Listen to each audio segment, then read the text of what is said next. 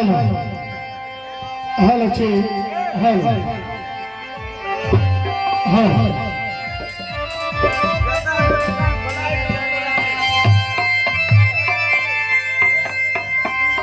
परमादरणीय उपस्थित माता तथा बहनों नौजवान हमारे साथियों एक बार जोरदार सा मां जगत जननी जगदम्बे के नाम पर आप सत्कार दे दें। उसके बाद हमारे कंपनी इसी पर्दा के पर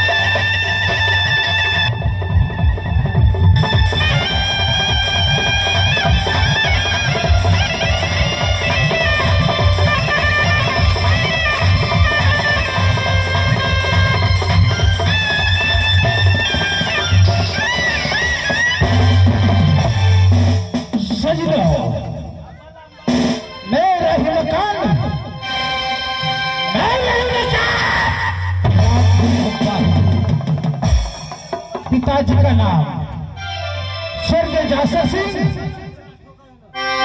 पिता बसवैया नागर सोफरे का था। मैं केवल इस दुनिया के अंदर केवल दो भाई का प्यारे हूँ। मेरे भैया का नाम यमरपति आल्हा है और मेरा ही नाम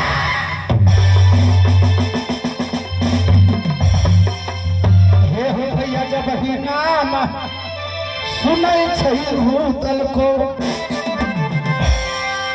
जितना धरिया मास्टर जी चुप से मगर के नहीं जाने भैया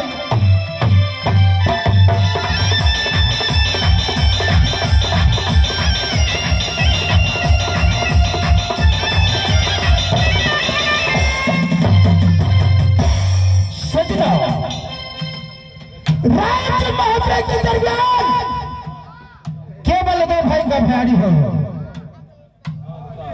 न जाने एक दिन का बात है, मान्य बल बबरी में सेना लाख गाय चराने का काम किया करता था। उस समय राज बारिश वीर भिखम झा का पुत्र जिनका नाम देवनंदन झा है, वह भी सेना लाख गाय लेकर बलबबरी जंगल में आ गया।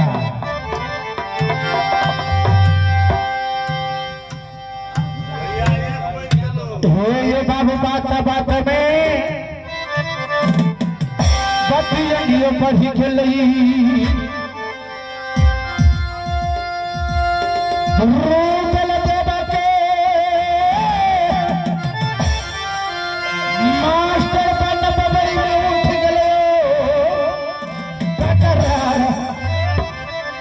झगड़ा फैसला 7 दिन तक ना भेले तो साधा आरती सुन लियो ध्यान लगाए लेकिन सुन लियो कहानी भैया।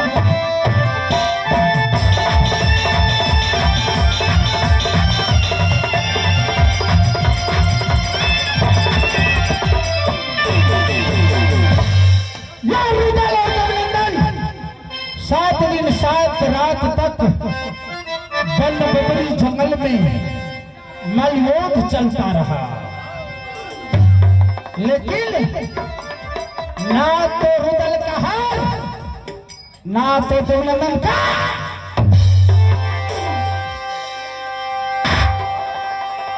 ना तो रुदल का हार हुआ ना तो देवनंदन का जीत। ना जाने उसी क्षण मां दुर्गा भवानी उसी बंगोबरी जंगल में प्रकट हुआ। हे बाबा पकड़ के रोजल के तो सती लगल कई लगा दल कई मैया जगत जननी सृष्टि बरकरार रहने।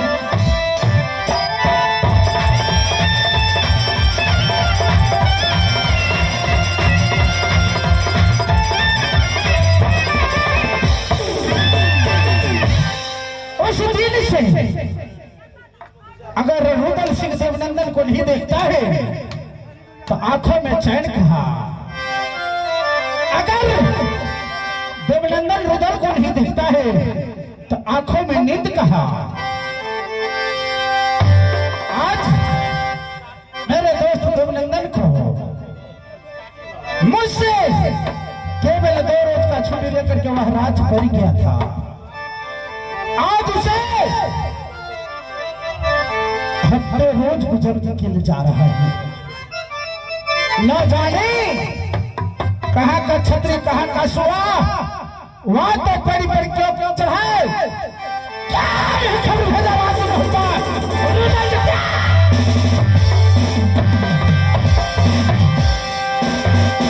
आहो, कहां का छतरी कहां का हसुआ, वो तो चल का तो सभी पेरी पर हो चढ़ाए। क्या खबर भेजा 200 राजन होपा तो रुदल जो है परिगरराज नछयर में रुदल लेती है तो तब जा बांध लेती है तलवार। तबर से फिरे दुश्मन का तो सर के से ठीक के बुराई मुझे करियर माना।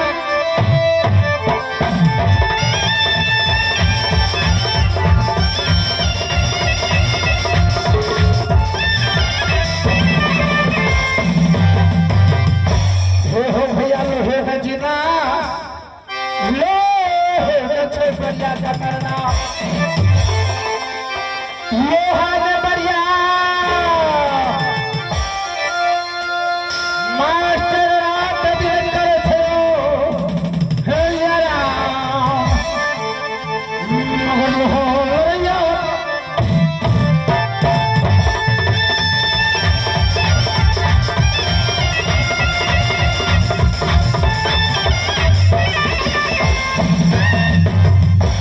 हे हो भैया चामा चमौती लो हे का बरकत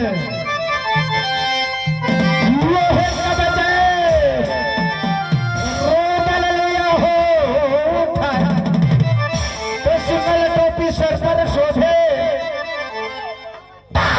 पर गोली खड़का खाए तो लीलबर जघिया जागा पर शोभे पर मास्टर भोला नुकुर जाए मगर बदल नहीं बोले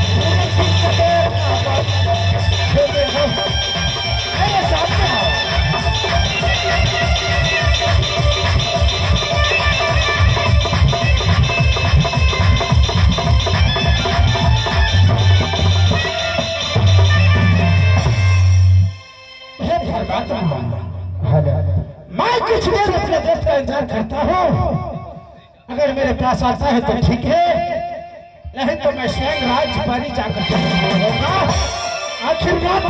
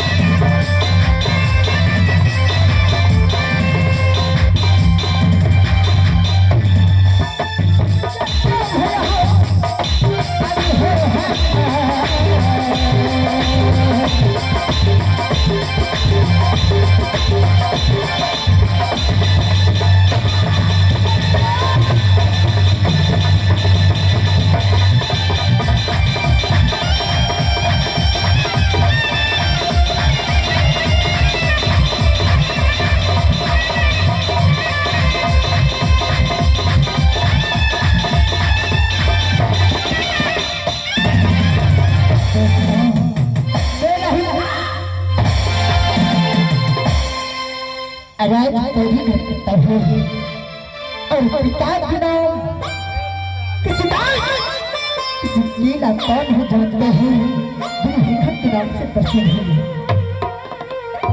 और मेरी माँ के नाम सती काला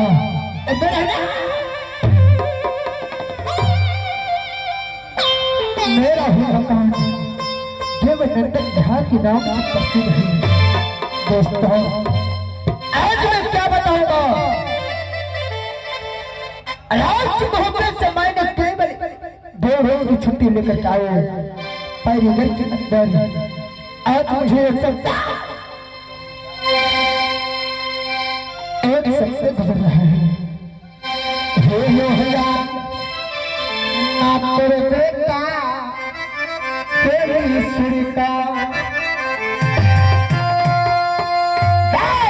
बेटा लग रही मास्टर होली तलवार अच्छा प्रिय बस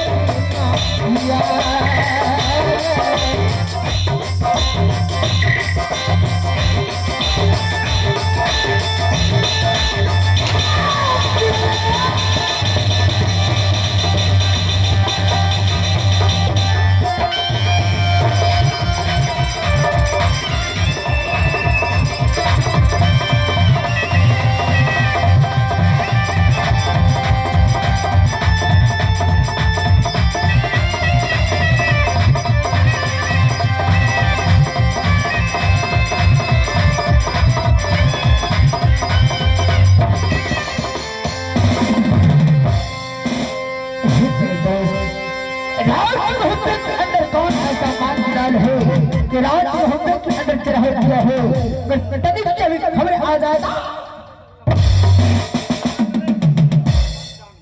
इस सहारा बजाती को कॉलेज आके हर ठीक है इस समय में समय ना फिल्म लेते हुए अतः शुक्र में राज होने की अंदर चढ़ा सकता हो कि कौन आज संकट राज होने के अंदर चुका है कि कोई खबर मेरे दोस्त नहीं भेजा है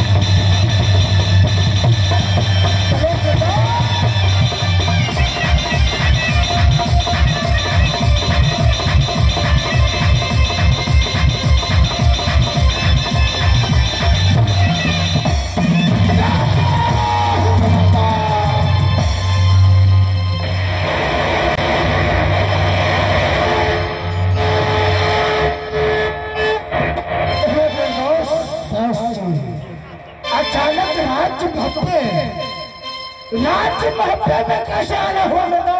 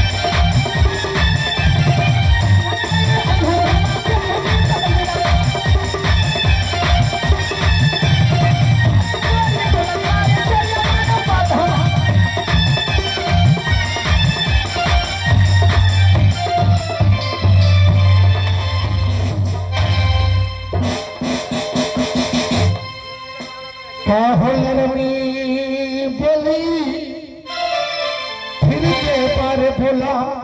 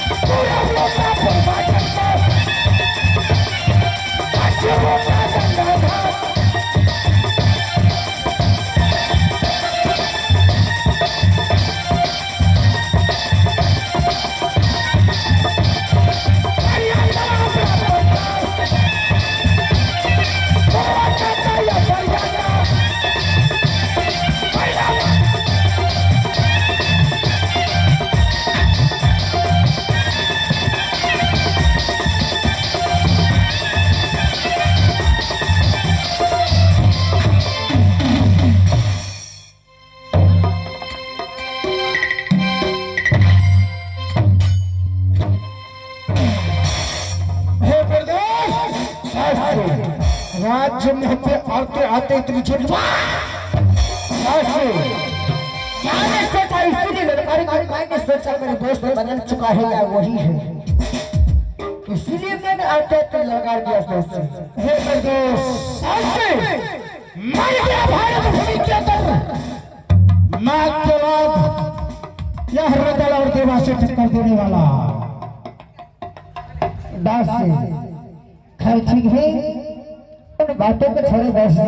हे मेरे दोस्त दोनों दोस्त आज एक सप्ताह के बाद मिले हैं, दोनों दोस्त को कुछ सवाल और जवाब होना चाहिए। हे मेरे दोस्त सबसे पहले आप राजपरी का कुशल कह करके सुनाइए। दास ईश्वर की दया से राजपरी का समाचार बहुत अच्छा ही अच्छा है, राज को हम कुशल कहकर इस तरह में दोस्त।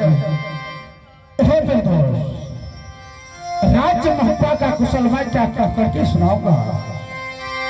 इस सभा में बड़े बुजुर्ग बैठे हुए इनके चरणों की ध्यान से अच्छा ही अच्छा जा रहा है मेरे दोस्त। जाओ है दोस्त, ऐसा ही होना चाहिए दोस्त। आज दोनों दोस्त को कुछ सवाल और जवाब होना चाहिए दोस्त। कौन है मेरे दोस्त? अवश्य दोस्त अगर सवाल आप करेंगे तो जवाब मैं दूंगा, अगर सवाल मैं करूंगा तो जवाब आपको देना होगा दोस्त। है मेरे दोस्त दोस्त आप ही कीजिए। कौन है दोस्त? आओ हो राम रमैया दोस्त कृष्ण कन्हैया, खेले वृंदावन में नित दिन बंसी बजा। जी हो लाल मास्टर। दोस्त हाँ दोस्त आओ हो खेले मांगे दोस्ता शिव शंकर पे, केवल मांगे श्री राम चंद्र भगवान, केवल मांगे भैया अमरपति आधा, केवल मांगे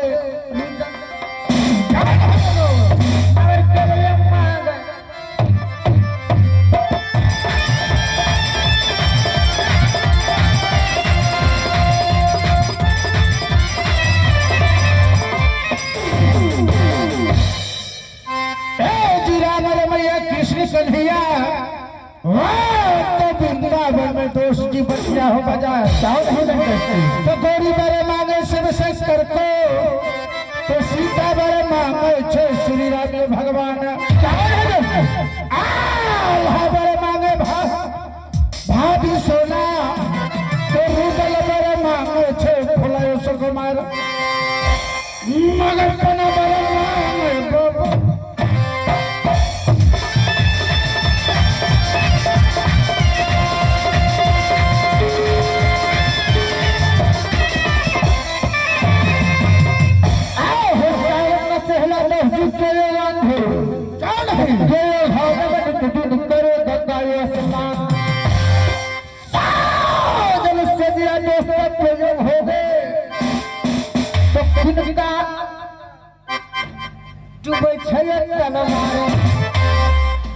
मगर के बेदर्द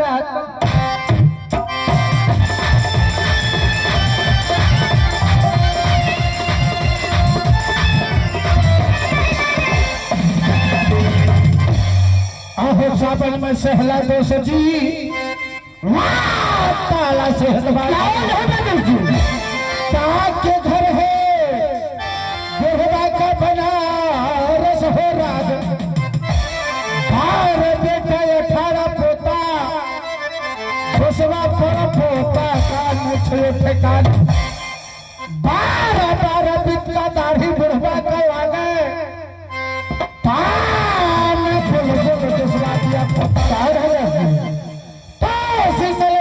सर पर शोभे बुढ़वा को पर गोली हो फड़का खाए, मगर चले जाने तो